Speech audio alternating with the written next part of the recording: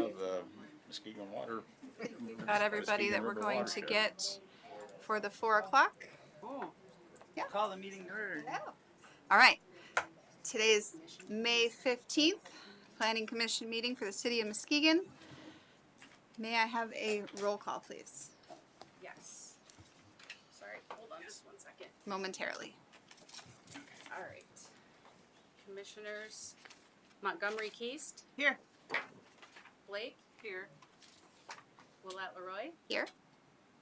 Simmons, Here. Gawron, Here. Mazade, Here. Seifert, It's over there. It's coming. Johnson, He was excused, I believe. and Keener. Busy bees. All right. I guess. And then we will have a review of the minutes. I'll move to approve the minutes as presented. Do we have a Support. second? All right. Motioned and supported for approval of the minutes. Do we have any discussion? Hearing none. All in favor? Aye. Thank you. All right, we have several public hearings on the agenda today. Item A is hearing case 2025-17, request for a special use permit to operate an urban commercial farm at 2407 Barclay Street by Cody Sloan. Okay, point of clarification, We're actually going to ask to remove we remove this. this one. Yes. We had a complication with the application. There might be a discrepancy, so we want to pull that and make sure everything's all right. So we withdrawn item A Yes. from Yes. the agenda today. All right. Item B, hearing case 2025-18, staff initiated request to rezone the property at 236 Monroe Avenue from B2 Convenience and Comparison Business to Form-Based Code Urban Residential FBCUR. So- Staff report? Yep. This is related to the item from last month when we rezoned some properties in Midtown. There was actually a really good public comment from the adjacent neighbor asking that we don't rezone that to Main Street because that could bring a business expansion or even a parking lot behind them. We do have an updated photo of what that parcel looks like now. It's been cleaned up. It doesn't really look like a former alley anymore. And I think the most appropriate thing would be to zone it urban residential, which would allow only for housing. So the most common thing there would be a really narrow house if anything went there. Or otherwise it would just stay vacant. Okay, and so this is a public hearing, and because we are the initiator, we don't have any other folks to speak on that. If any members of the public wanted to speak to this item, now would be the time. Not seeing anyone in the room. Did you have? I have a question for Mike. I think we kind of bypassed that. Okay. Can I ask that question? Yes. So who owns the property?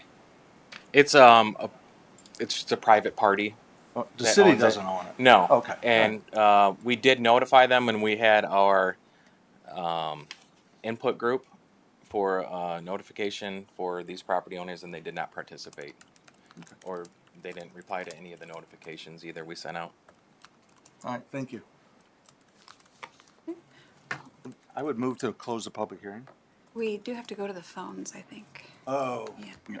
Sorry. That's all right. So, seeing as I have no one in the audience, we will go to the phones. The phone number, if you have any inquiries, is 231-724-6721. You would have 3 minutes to provide remarks. We'll give that a few minutes. While we wait for that, I did have discussion after, but let me know if I have that backwards. Anybody? I'll move to close the public hearing. Support. Right, moved and supported to close the public hearing. All in favor? Aye. Hearing none opposed, or seeing none who could be opposed, we'll close the public hearing. And we have a motion on the, let's see, potential motion to approve. I got it. Do we have an I option move that the there? request to rezone the property at 236 Monroe Avenue from B2 Convenience and Comparison Business to Form-Based Code Urban Residential be recommended to the City Commission for approval. Support. Okay. Moved and supported to approve the item B. Any discussion? You said, No? didn't you say you Yeah. had something? What do you get? Say one more time. Oh. No. Good. Okay, so I'm hearing no discussion on our end. We'll take a roll call. Commissioners Blake, Yes. Montgomery Keast, Yes. Seifert, Yes. Willette Leroy, Yes? Simmons, Yes. Gawron, Yes. and Mazade. Yes. Okay, motion passes. Going back, we have a few more hearings. Item C, case 2025-19, staff initiated request to amend Article 2 of the zoning ordinance to amend the definition of family. Staff report? Sure. So, staff has been looking at the definition of family. It's something that kind of comes up from time to time when we get questions about who's living in a house and who's allowed. Sometimes there's nonprofit groups that have what you would consider sort of like a boarding house. And there's two different definitions, so it makes it pretty confusing. The first definition is basically if you're related by blood or marriage, adoption, or anything like that, plus two other people. The other definition, which is functional family, basically gives an unlimited amount of adults that are all living as a domestic family and share responsibility of the house and cook and clean as one unit. But it restricts it to one person per 225 square feet, which actually would allow quite a lot of people. I did a calculation, I believe, around a 4,000 square house, which would be a large house, but we do have some there. That would allow up to 17 people. We do know there are a lot of people that are not meeting the definition of a domestic family. But for whatever reason, the cost of living these days, we see people that are breaking it just by one or two people. And staff believes that for the most part, we don't even know about these until somebody tells us about one or asks if it's legal. So there's really not much to look into, but there are a few departments in the city where we do notice if there are a lot of adults living in a standard single-family home in our neighborhoods. A lot of times these are aging houses. You'll have maybe 6 or 7 adults, putting a lot of stress on the house. Hot water heaters, that are not, all this stuff's not built for commercial use. Storage. We had a house like this on Walton that just had a fire. There was, I think, 6 or 7 adults living in it. So increasing it up to 5, I think, is okay for a size. That's a typical size of a normal size family or people inside of a house that these houses can accommodate. But when you get over that, I think we start looking at boarding houses or single room occupancies, which we're going to be talking about in the next item. So what I really kind of try to break this down into is what's reasonable for these types of houses and our infrastructure to host. And what this basically would come down to with these two cases is a family could be 4 additional people, which plus a family, which could be up to 5 unrelated individuals, could all be in our standard zoning, our neighborhood zones. If you want to go a little bit bigger, which sometimes is still in a house, a boarding house would be 5 to 10 people, and then you have your single room occupancies, which are for larger buildings, whether that would be built from the ground up, or often cases we have people looking into our former churches and schools for those. Those are really good options for those type of buildings. So I think what this ordinance would do, this amendment would bring a lot of people into conformance, make them feel a lot more comfortable with their living situations, while still giving us the ability to protect our housing resources from overcrowding. And getting rid of that 2 definition, I think, would be important, and just going with this 1 standard definition. Okay. Before I open it up to public comment, does anybody have discussion? So Mike, I don't have any issues with the language that you present. I think it's pretty detailed, and I tend to like it. I just think that that's a difficult thing to enforce. You're right. I mean, I've seen it occur in the past, and I think you did a great job of detailing what's what. But good luck. Yeah. No, that's our biggest thing. I've never had to actually enforce. We've had a couple complaints here and there's over many, many years. Doesn't come up often. Not even sure how I would ask for some of these. But it's a question a lot of communities across the country are looking at right now. I was down at the National Planning Conference, and many communities were talking about changing it. In some states, actually in Colorado where the conference was, the state legislature, um, they passed a bill that says you can't even define a family anymore. So there's states that are looking at that. Yeah, I kind of like that idea the best, but Yeah. like I said, I think you did a good job detailing what's what. Yep. And initially we thought maybe we should eliminate the definition, but when we really thought about it, we were asked to look into a single room occupancy ordinance. So obviously there wants to be some type of regulation on this type of housing. You think about transitional housing, homeless shelters, and how that would play without getting rid of the family. So it's not quite as easy as that, but I think this would be a good next step to test that. Thank you. Commissioner Cowan? Dovetailing on Brian, and I had contacted you earlier. Now, with this definition and then with our next topic,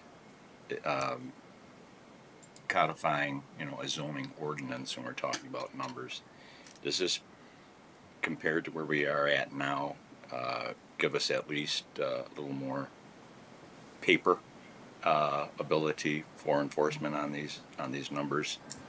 Yeah, I think, well, in the past we kind of had to make some really good programs go through some unnecessary hoops. Think of like the Step Up program that does really great work. Yeah. And now we put them through because they were one person over. And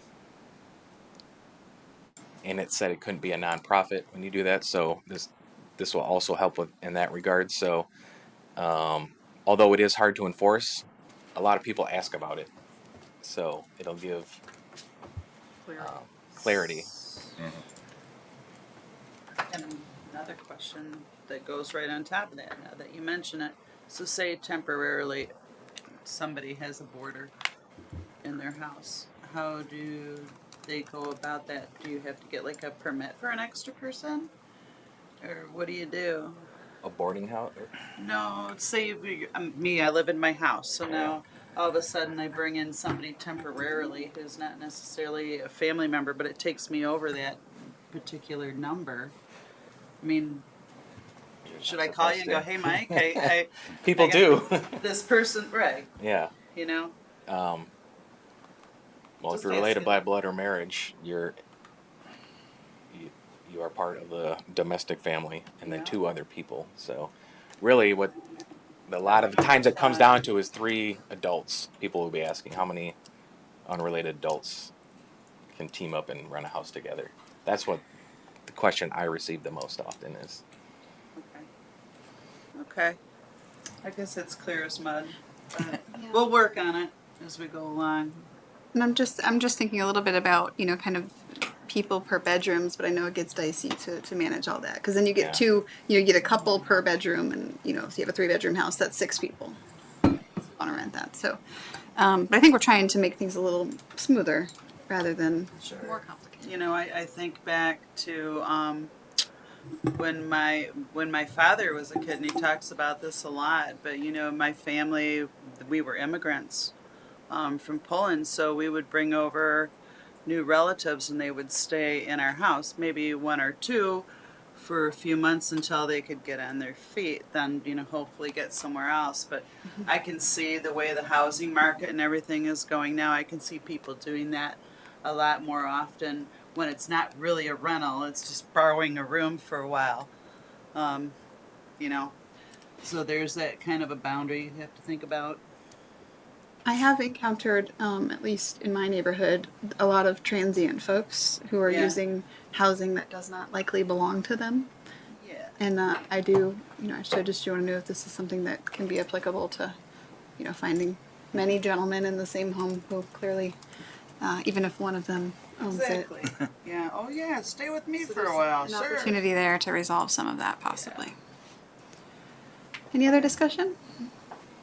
No? Okay. As this is a public hearing, if there's any commentary from the audience, please come forward. Seeing none, I'm going to go to the phones. 231-724-6721. Give folks about 2 minutes to call in.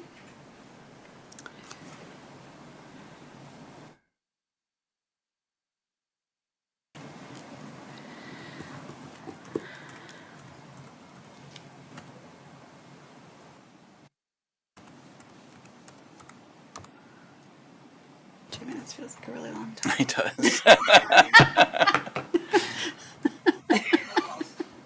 I'll move to close the public hearing. Support. All right. So we have a motion to close the public hearing. Supported. All those in favor?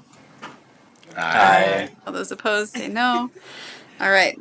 Public hearing is closed. I'll take the motion if you want. All since right. I'm looking at it. I move that the request to amend Section 2 of the zoning ordinance to amend the definition of family be recommended to the City Commission for approval as presented. Support. Moved and supported to accept the motion as read. Any final discussion? Seeing none. Roll call, please. Zaid, Yes. Alron, Yes. Simmons, Yes. Willette Leroy, Yes. Cipher, Yes. Montgomery Keast, Yes. and Blake. Yes. All right, motion passes. So we have, I believe, one final public hearing of a similar vein. Let me get back to the beginning there. Summer break. All right. Item D, hearing case 2025-20, staff initiated a request to amend the zoning ordinance to create a section that allows for single-room occupancy homes and rooming house uses. Staff report? So this is another residential use we'd like to introduce. The City Commission asked us to look into this. We currently don't have an ordinance such as this. We do have a definition of a boarding house. Through our research, we've seen boarding houses usually referred to when the owner stays on site and rents out rooms. Ours doesn't say that, but we're proposing to amend that so that we have that definition, which would be different from the single room occupancy. And the single room occupancy is when there's common amenities are shared, like restrooms, kitchen, laundry facilities, and either one or two people, depending on the room, would rent out a bedroom. And we actually see these kind of popping up from time to time throughout the city. And we don't really have any guidelines on them. Sometimes it forces them into a variance.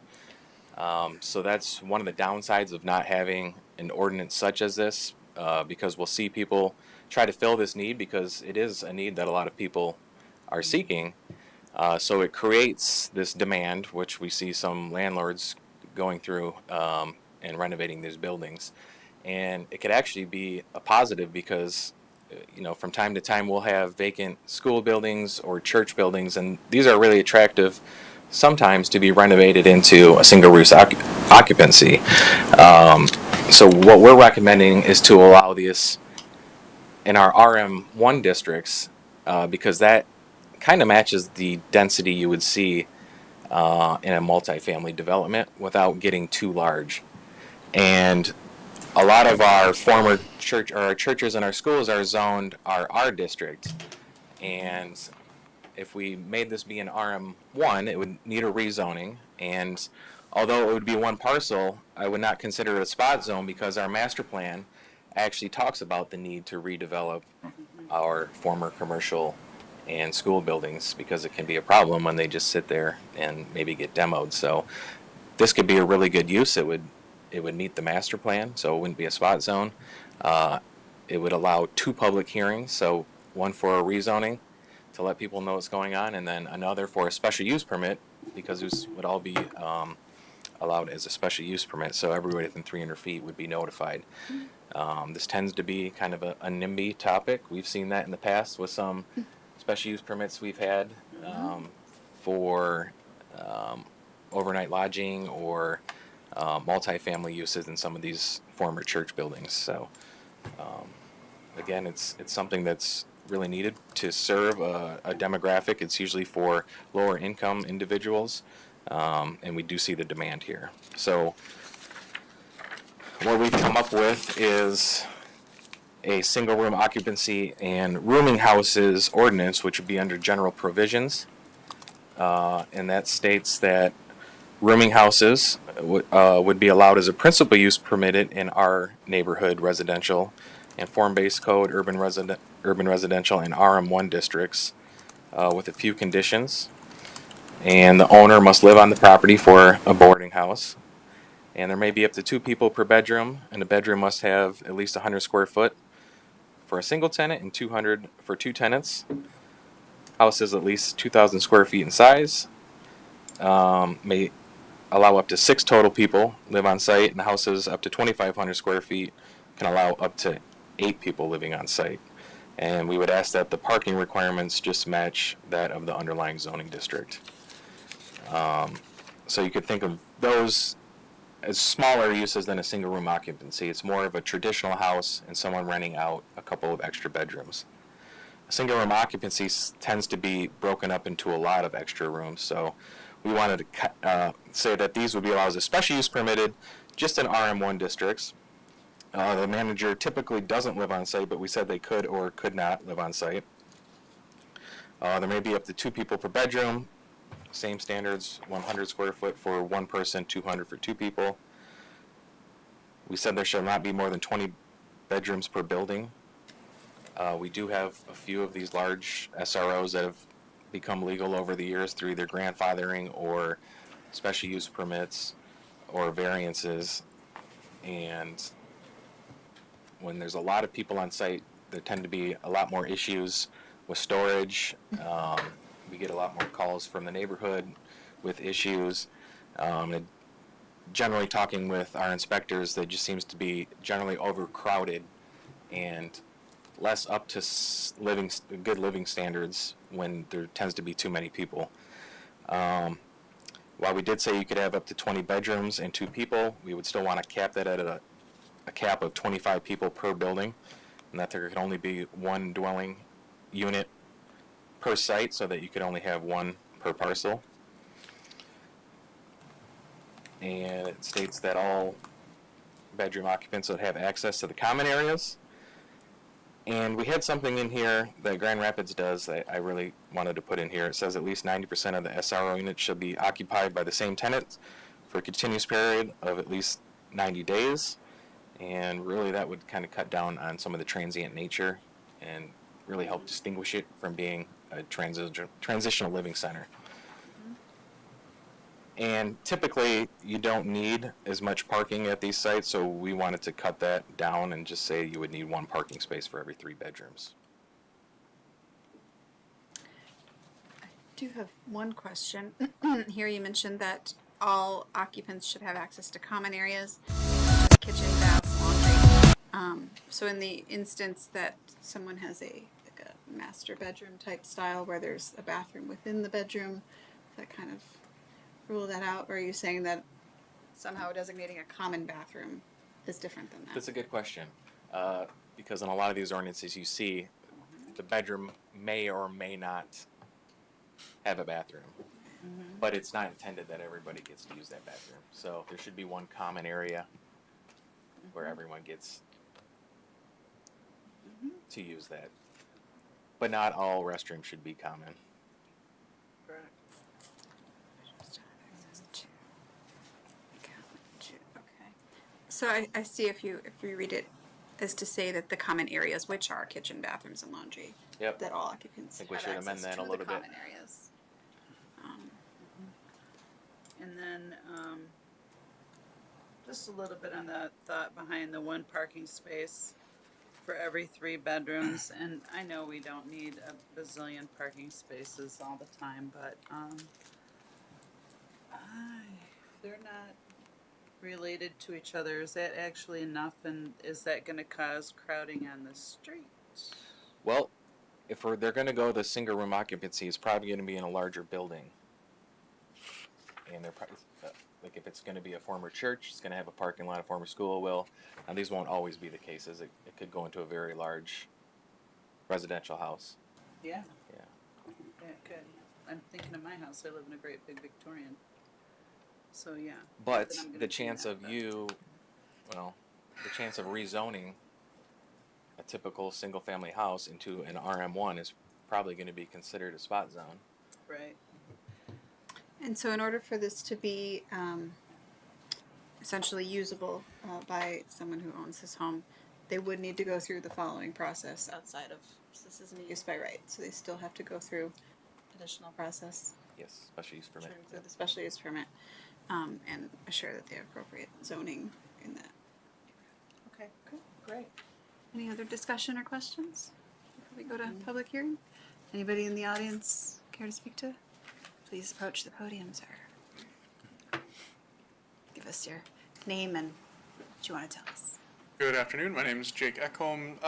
I wanted to speak a little bit on the necessity of single-room occupancy in contemporary housing environments. So, not that long ago, a matter of several decades, single-room occupancy, whether it was entitled boarding houses or different sorts of tenement housing was another common term, especially out west.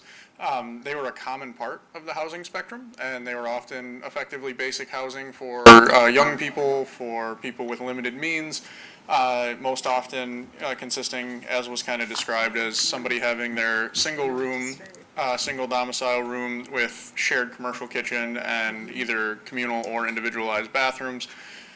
They really got zoned out with a lot of suburbanization of zoning across the country, both in well-established older communities like ours as well as in new upcoming communities. They really were seen as antithetical to that traditional neighborhood, suburb neighborhood that folks wanted to be a part of, and that was really the product that was largely for sale throughout the decades.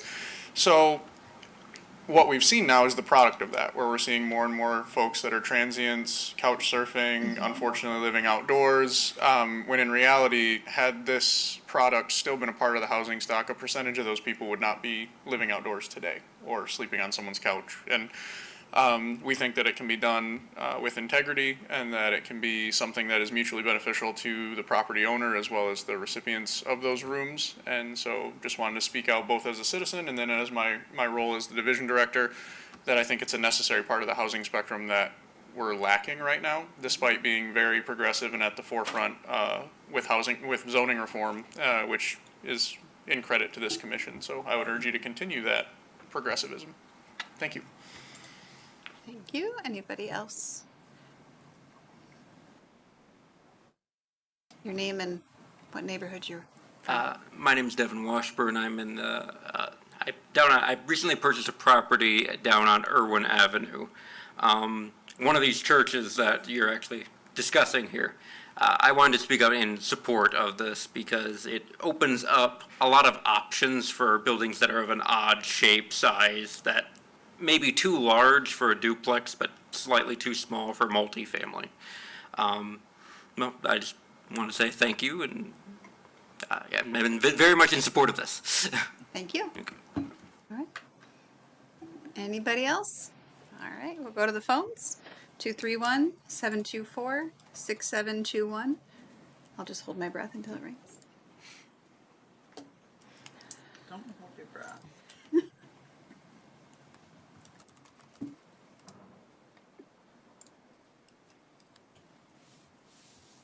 All right. It's like the longest clock ever.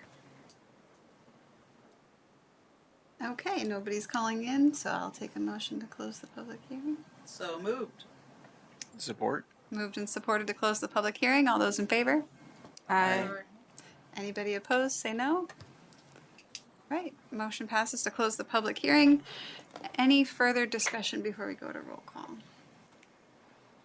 I do just generally have a question as to if there's any regulation on the types of policies that a homeowner would be required to have. Essentially, you know, if you have a rooming house of 10 bedrooms and now you have 20 additional people living in the home, is there any kind of expectations of how those folks interact with one another on the books? Anything that we're aware of? Just kind of Like an internal as far as like from an eviction perspective, right? As folks and how folks are allowed to live there, is that something that would go through a regular landlord process? Because they have to be there for at least 90 days, would be the expectation. Yeah. I lived in one when I was going to Michigan State, and it worked out actually quite well. I rented out my room, and then we had our common areas. The only thing is getting on the other people to clean up their dishes and all that stuff, but that's a roommate. Yeah, these are just kind of the question if there's anything that we've experienced with those kind of disputes between folks. Yeah. You want a motion? Sure. I move that the request to amend section 2318 of the zoning ordinance to create regulations for single-room occupancy in rooming houses be recommended to the city commission for approval. Support. All right, moved and supported. And I will take a roll call, please. All right. Commissioners Blake, Yes. Montgomery Keast, Yes. Seifert, Yes. Willett Leroy, Yes. Simmons, Yes. Gallround, Yes. and Ms. Abe. Yes. Okay, motion passes. That concludes our public hearings for today. Do we have any unfinished business? Do we have any new business? Nope. Oh man, it's gonna be exciting. All right. Any other business? Not really sure what that. I got a random question? question. Go ahead. And when I say it out loud, I don't know if it actually makes sense. Hold on one I second. want to ask it on air. Try us. It's all right. So for the SRO process, for somebody that might get fined, a school or something like that, church, could they potentially get like LIHTC funding for that, or is it just for new developments? I don't think LIHTC funds SROs. I don't know if there's a state. Because it's for low income individuals. Right. In my research, the federal government talks about there's some ordinances for that. So I don't know if there's any federal funding, but I know LIHTC is a traditional individual families in their units. Okay. So that wouldn't be supported, but there could be something out there. I don't think it would go through the LIHTC process. I'm not sure if the city manager knows of anything. I can't think of anything with LIHTC, but I think just by the nature of these type of projects, the cost to rent the rooms would be much lower than others, so that you would be in that that window of rental cost. So it's another tool to provide lower cost rental options for folks. Right. So Yeah, so you're getting close to that rent you'd pay, but you're probably giving up a little more of the space you'd be getting with the LIHTC. All right. Yeah. Item. So, very good question. my comment, I guess, is about the last meeting. I know I wasn't here, and one of the items was about enforcement of the PUD requirements, and there was some change in that. And I guess my concern about that is how that's going to happen. I know I missed that discussion, and you don't need to rehash that, but I'm concerned about how certificates of occupancy are going to be withheld until projects are completed. Obviously, that's not what happens now. An example is Viridian Shores. They have infrastructure work that they haven't done yet, and they continue to build. And I assume they're getting occupancy permits all along the way. So I'm just concerned about how that all works. Maybe it's just the last person in doesn't get their certificate of occupancy. I don't know how that's going to work, but I'm concerned about that. We discussed it in when there were especially multiple phases involved, Yeah. right? That there needed to be some discretion Yeah. if there's multiple buildings going in, that we can say Well, the docks an is opportunity to withhold. the docks is a good example. That's going to be over the course of several years, and there's going to be homes that are built and completed. And while some of the, I'm guessing some of the requirements are not going to be met until maybe towards the end. Yeah, I understand the reason for it. I just think there's some concern about how that's going to operate mechanically. And then the other concern I have about that issue was Hubbardtown PUD. The original Hubbardtown PUD was used as an example, and I have a concern about that because I know that the Planning Commission and the City Commission made a requirement in the amended PUD for sidewalks based on the belief that sidewalks were originally required in the original PUD. And based on the research that I've done, I don't believe that was the case. And so the people in Hubbardtown are now going to be burdened with based on the estimate of the city, about $400,000 worth of sidewalks if they decide to move forward with it. And as of this time, that project is not moving forward. So and it's likely not to move forward. And so the city loses out on 28 new homes and the tax base that that would be generated from that. And from my standpoint, it's all because of some incorrect information provided to the Planning Commission and the City Commission. I think the initial, part of the conversation that we had was actually to try to avoid that situation whereby folks expected something to be completed and, therefore waited till the end of the plan and then didn't receive what they expected. So if we have all of those items and we're able to say this can wait till the end, there's just more discretion on the planning department to say we can give you the certificate of occupancy, understanding that you're not going to complete this section until this much of construction is done. But I think actually we were. But I guess my point is that the Hubbardtown development was used as a reason why we need to shore that up, and I think the whole basis for that was incorrect. As far as I can tell, and I'm happy to have the city correct me if I'm wrong, but as far as I can tell, that sidewalks were not required, other than sidewalks on Indiana from Nelson to West Hubbardtown Circle, and those have been put in. Those were put in as a part of the development. Other sidewalks were not put in because they weren't required. And so we've got this situation where a project's not going to be able to go forward because of that requirement, and I think it's a shame.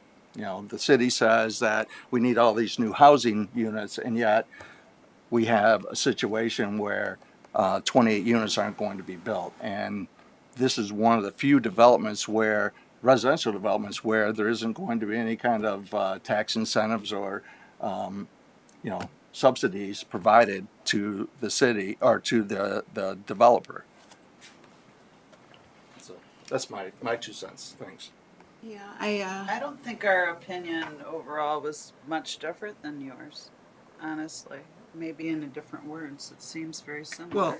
Well, Jill, I mean, my point is that with the Planning Commission, with respect to the Hubbardtown Amendment in October, approved the plan amendment, but required certain things, and one of those things was the construction of sidewalks on East and West Hubbardtown because of the belief that those were required in the original PUD and were not put in by the developer. And I don't believe that's correct. Correct. Well, I think one of the things that we were looking at with this, and this was largely driven by me as the city manager, wanting to have this in there because in the community that I managed previously, we had this provision in ordinance. And the way that it worked was that as you progress through a multi-phase development, you were looking at each individual house. In this instance, it was Coopersville, but that was mainly single family homes that were going in, and so we would look at the single family home. And the example I gave in the city commission meeting was if some of the landscaping plans or things of that nature needed to be completed, but the house was completed in the winter, it wasn't reasonable for the city to say you have to plant your trees in January, and so therefore we're going to give you a conditional C of O that the trees will be planted by a certain date, and then if there's not, there's a fine. And that the homeowner and the builder agreed to that going forward, so that way they would know. And then each phase was looked at a little bit independently, so that they wouldn't necessarily impact the other. And that's kind of how, when staff and I were talking about it, how we were looking at things going forward here would be, we would know what those requirements are, and be able to say, we'll give you the C of O, but to incentivize the project to be completion, maybe we'll ask for a security deposit or some type of earnest deposit, that if it doesn't get done, then the city can do the work with that deposit. And then if it gets done, then it gets handed back. And that's how it was handled in my previous community.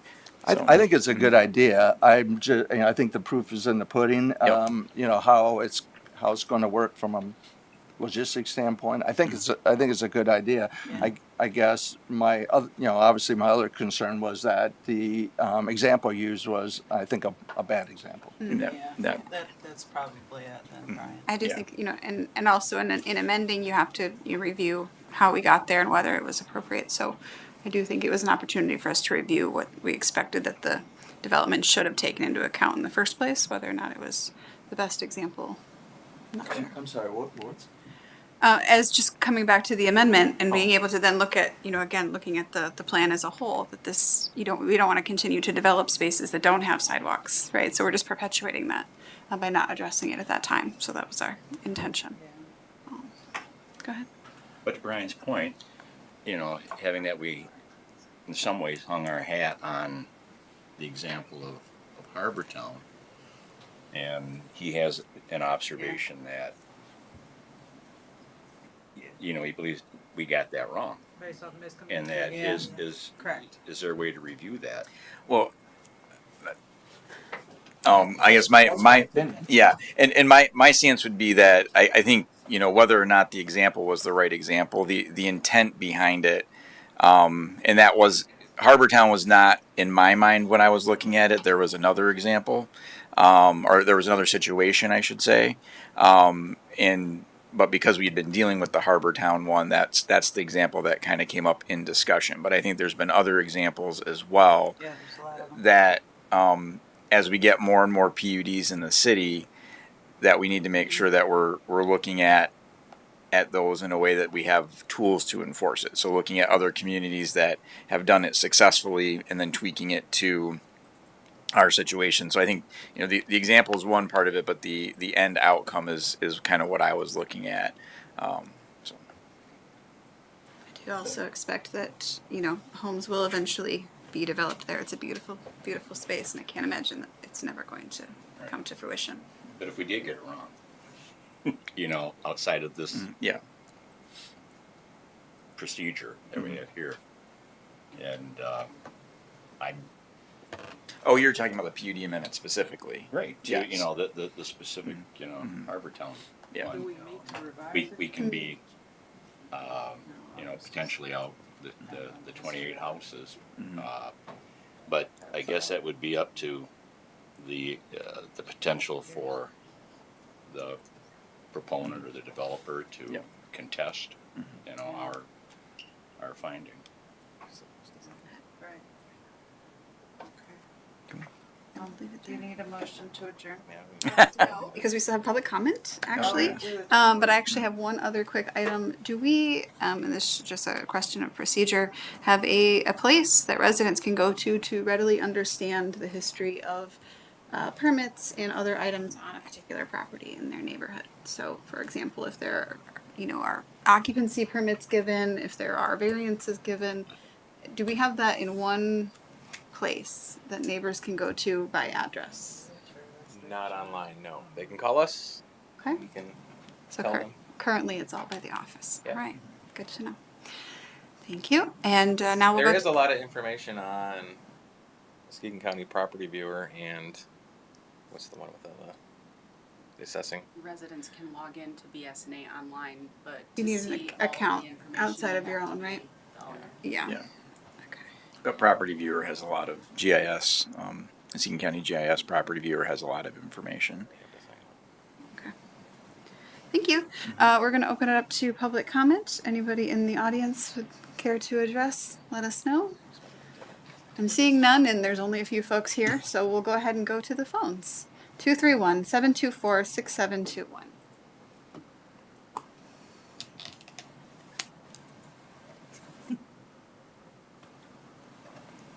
So warm, my drink is dripping on me. Everything's dripping today. All right. Anything coming in hot off the press? No? All right. I'll take a motion. Move to close the public hearing. Connor. No. Motion to adjourn. Motion to adjourn. Motion to adjourn and support and whatever you need. I'm okay with it. All right. We got a motion and a support to adjourn. All those in favor? Aye. No opposed? Seeing none. We are All adjourned. right, now can we go? Yes. All right. We gotta go to class.